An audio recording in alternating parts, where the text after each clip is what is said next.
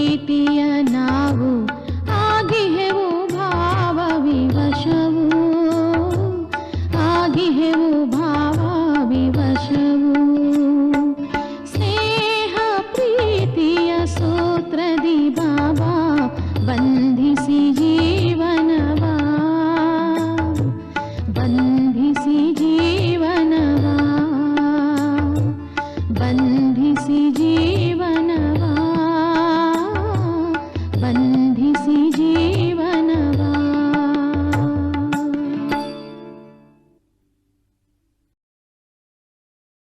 ಓಂ ಶಾಂತಿ. ಇಂದಿನ ದಿನಾಂಕ 19/4/2024.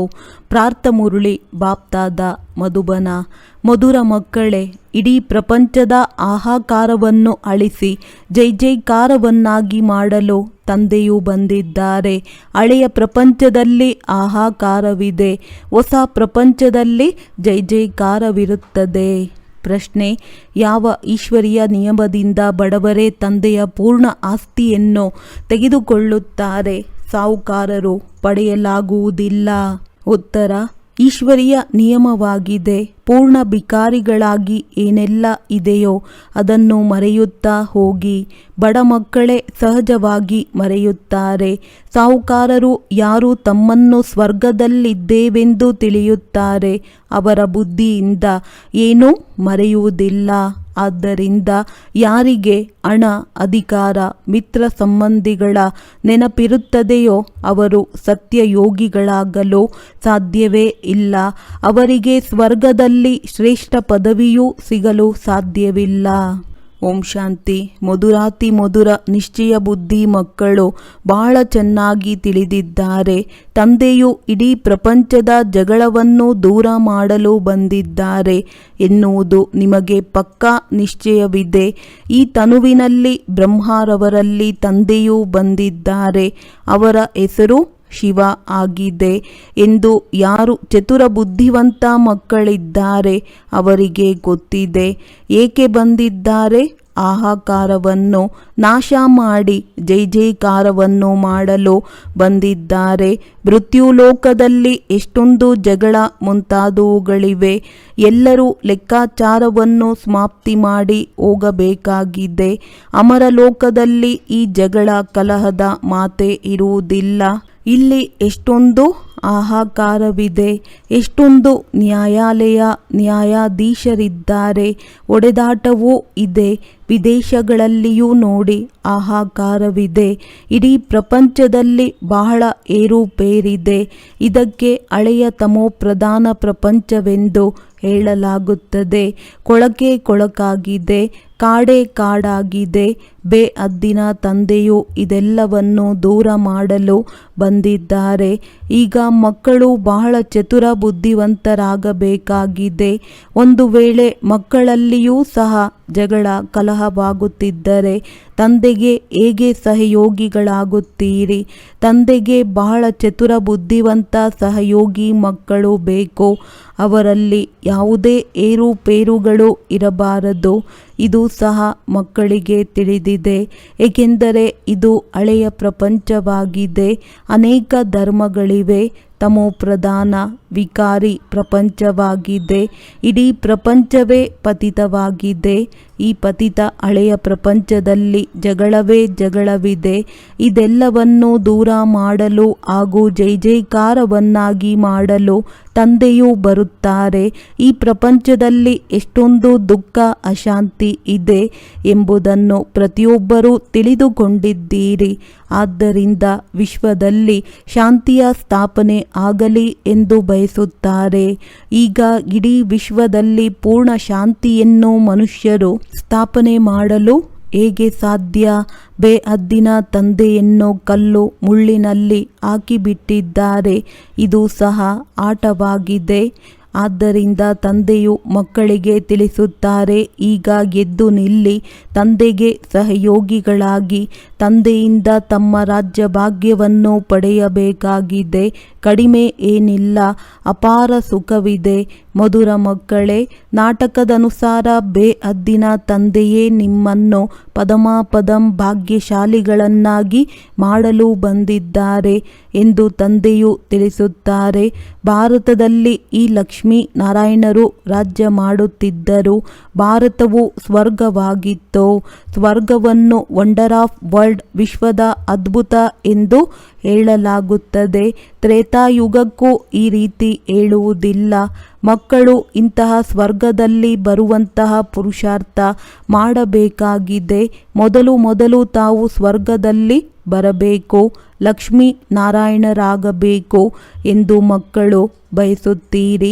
ಈಗ ಈ ಹಳೆಯ ಪ್ರಪಂಚದಲ್ಲಿ ಬಹಳ ಹಾಹಾಕಾರ ಆಗಲಿದೆ. ರಕ್ತದ ನದಿಗಳು ಹರಿಯುತ್ತವೆ. ರಕ್ತದ ನದಿಗಳ ನಂತರ ತುಪ್ಪದ ನದಿಗಳು ಹರಿಯುತ್ತವೆ. ಅದಕ್ಕೆ ಕ್ಷೀರಸಾಗರ ಎಂದು ಹೇಳುತ್ತಾರೆ.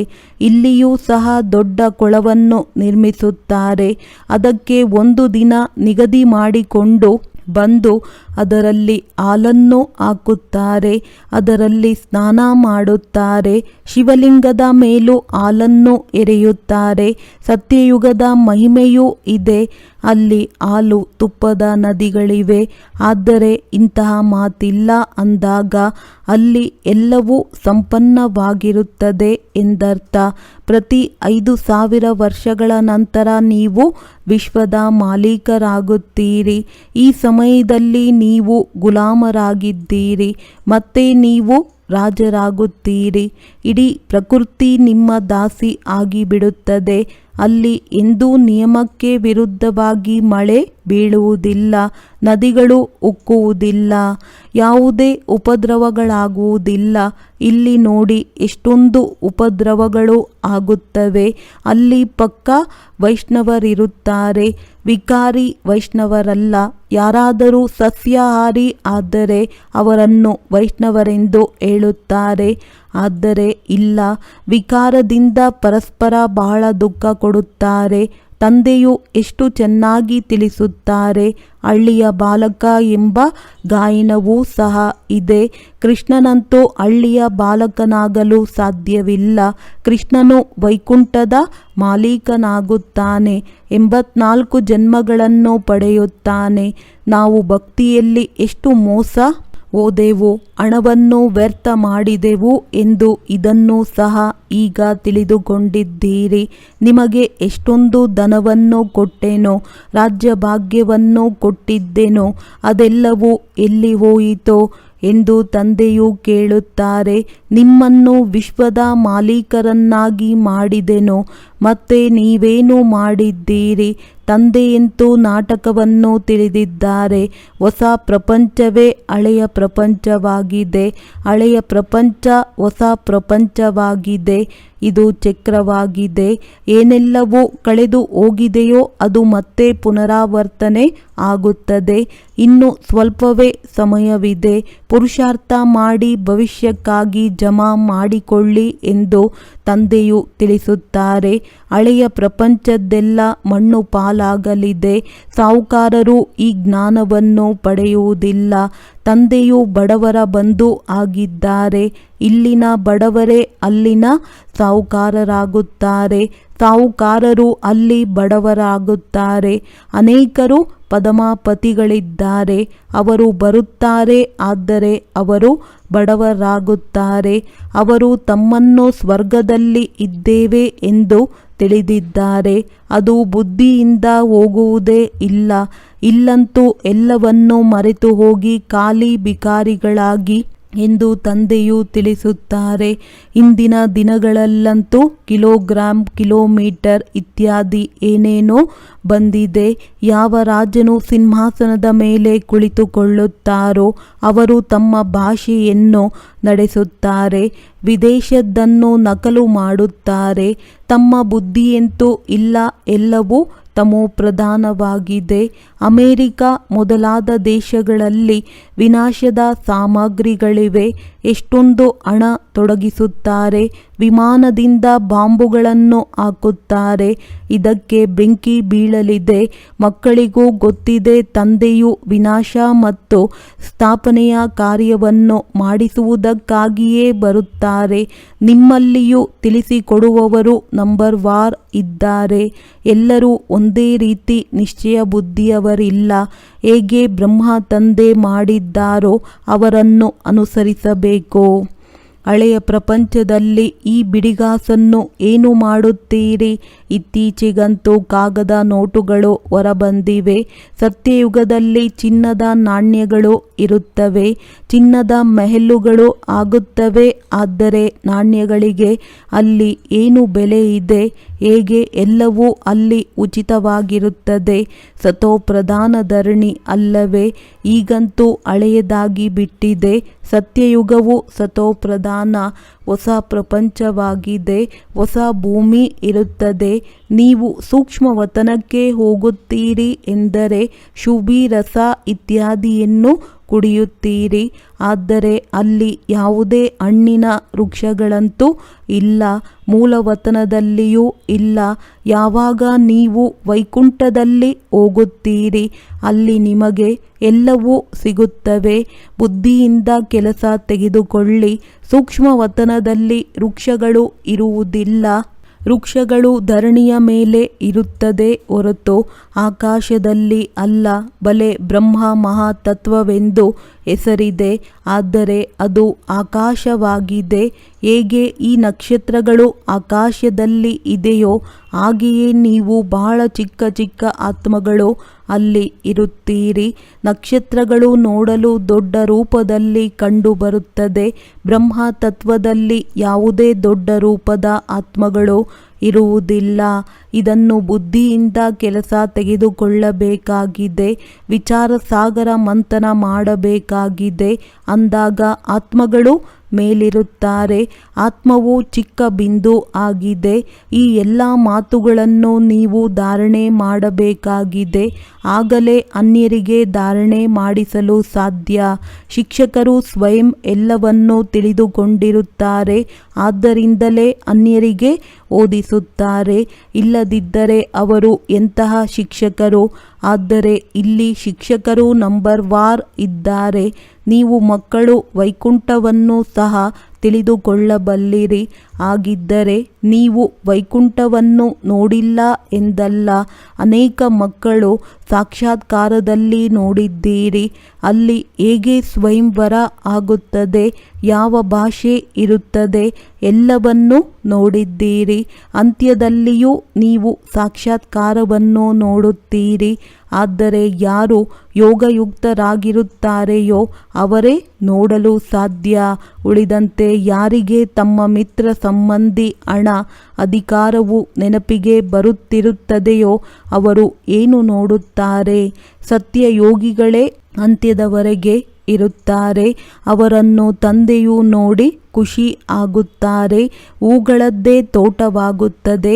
ಅನೇಕರು 10-15 ವರ್ಷಗಳಿದ್ದು ಮತ್ತೆ ಹೊರಟು ಹೋಗುತ್ತಾರೆ. ಅಂಥವರಿಗೆ ಎಕ್ಕದ ಹೂಗಳು ಎಂದು ಹೇಳಲಾಗುತ್ತದೆ.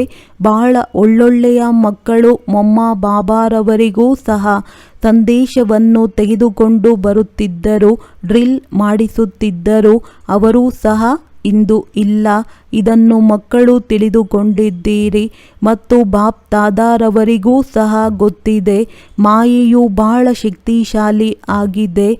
ಇದು ಮಾಯೆಯ ಜೊತೆ ಗುಪ್ತವಾದ ಯುದ್ಧವಾಗಿದೆ. ಗುಪ್ತ ಬಿರುಗಾಳಿ ಆಗಿದೆ.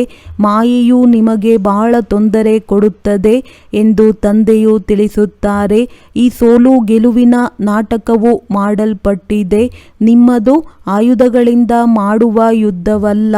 ಈ ಭಾರತದ ಪ್ರಾಚೀನ ರಾಜಯೋಗವು ಪ್ರಸಿದ್ಧವಾಗಿದೆ.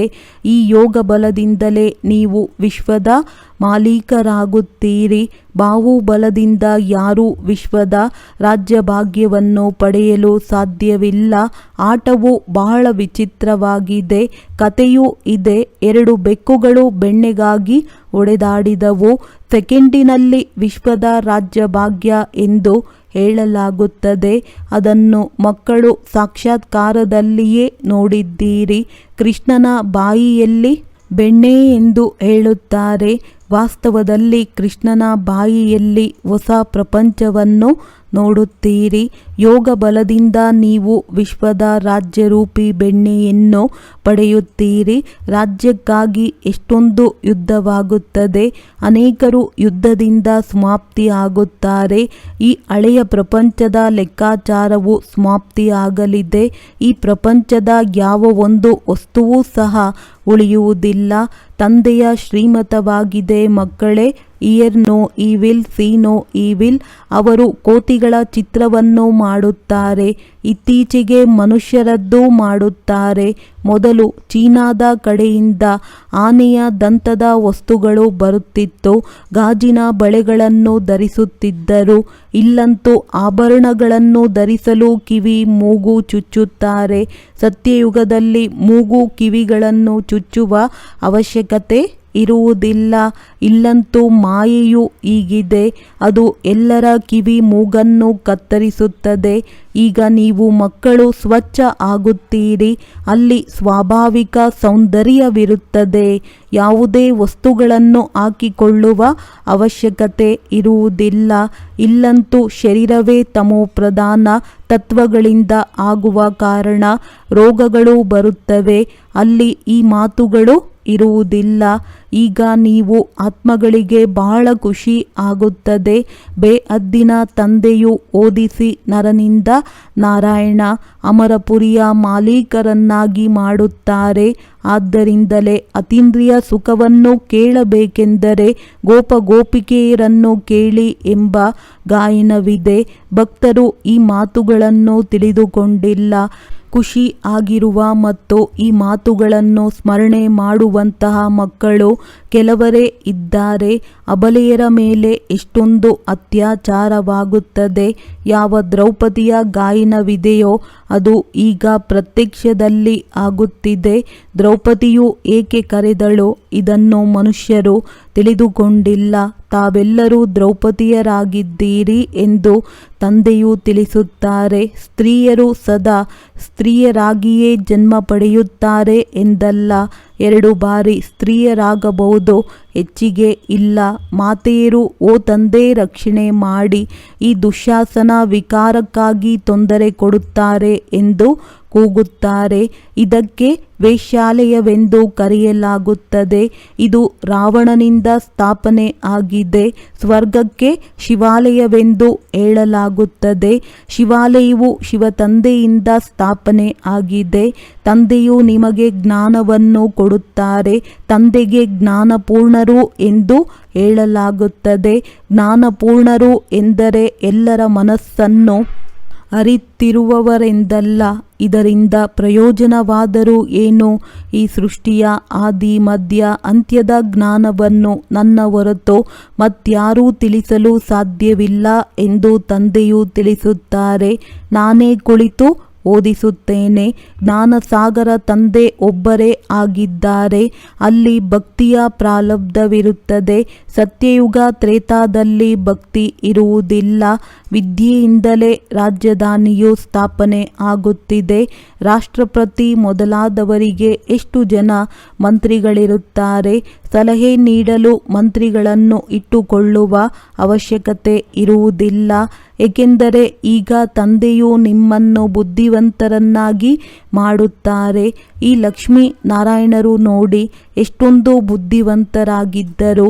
ಬೇಅದ್ದಿನ ರಾಜ್ಯಭಾಗ್ಯವು ಬೇಅದ್ದಿನ ತಂದೆಯಿಂದ ಸಿಗುತ್ತದೆ. ತಂದೆಯ ಶಿವಜಯಂತಿಯನ್ನು ಆಚರಿಸುತ್ತಾರೆ. ಅಂದ ಮೇಲೆ ಅವಶ್ಯವಾಗಿ ಶಿವತಂದೆಯು ಭಾರತದಲ್ಲಿ ಬಂದು ವಿಶ್ವದ ಮಾಲೀಕರನ್ನಾಗಿ ಮಾಡಿ ಹೋಗಿದ್ದಾರೆ. ಇದು ಲಕ್ಷಾಂತರ ವರ್ಷಗಳ ಮಾತಲ್ಲ, ಇದು ನಿನ್ನೆಯ ಮಾತಾಗಿದೆ. ಒಳ್ಳೆಯದು. ಹೆಚ್ಚಿಗೆ ಇನ್ನೇನು ತಿಳಿಸಲಿ? ತಂದೆಯು ತಿಳಿಸುತ್ತಾರೆ, ಮನ್ಮನಾಭವ. ವಾಸ್ತವದಲ್ಲಿ ಇದು ಸನ್ನೆಯ ವಿದ್ಯೆಯಾಗಿದೆ. ಒಳ್ಳೆಯದು.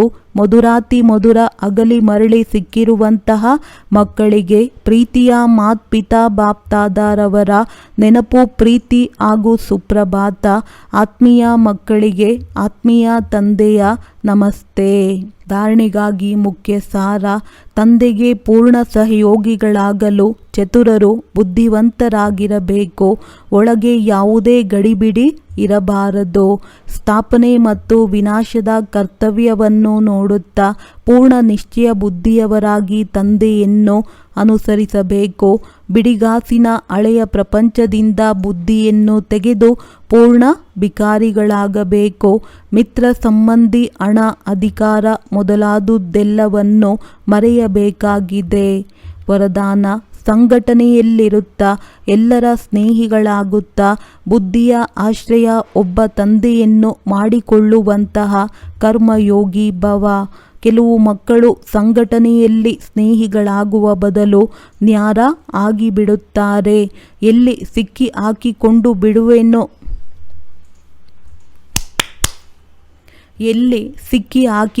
ಬಿಡುವೆನೋ ಎಂದು ಭಯ ಬೀಳುತ್ತಾರೆ. ಇದಕ್ಕೆ ಬದಲು ದೂರ ಉಳಿಯುವುದೇ ಒಳ್ಳೆಯದು ಎಂದು. ಆದರೆ ಇಲ್ಲ, 21 ಜನ್ಮ ಪರಿವಾರದಲ್ಲಿರಬೇಕು. ಒಂದು ವೇಳೆ ಭಯಬಿದ್ದು ದೂರ ಸರಿದರೆ ಆಗ ಇದೂ ಸಹ ಕರ್ಮ ಸನ್ಯಾಸಿಯ ಸಂಸ್ಕಾರವಾಯಿತು. ಕರ್ಮಯೋಗಿಗಳಾಗಬೇಕು, ಕರ್ಮ ಸನ್ಯಾಸಿ ಅಲ್ಲ. ಸಂಘಟನೆಯಲ್ಲಿರಿ, ಎಲ್ಲರ ಸ್ನೇಹಿಗಳಾಗಿ.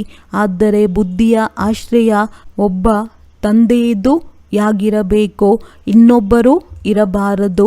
ಬುದ್ಧಿಗೆ ಬೇರೆ ಯಾವುದೇ ಆತ್ಮದ ಜೊತೆ ಗುಣ ಅಥವಾ ಯಾವುದೇ ಆಕರ್ಷಣೆ ಮಾಡಬಾರದು. ಆಗ ಹೇಳಲಾಗುವುದು ಕರ್ಮಯೋಗಿ ಪವಿತ್ರ ಆತ್ಮ. ಸ್ಲೋಗನ್: ಬಾಪ್ ದಾದಾರವರ ರೈಟ್ ಹ್ಯಾಂಡ್ ಆಗಿ ಲೆಫ್ಟ್ ಹ್ಯಾಂಡ್ ಅಲ್ಲ. ಒಳ್ಳೆಯದು. ಓಂ ಶಾಂತಿ.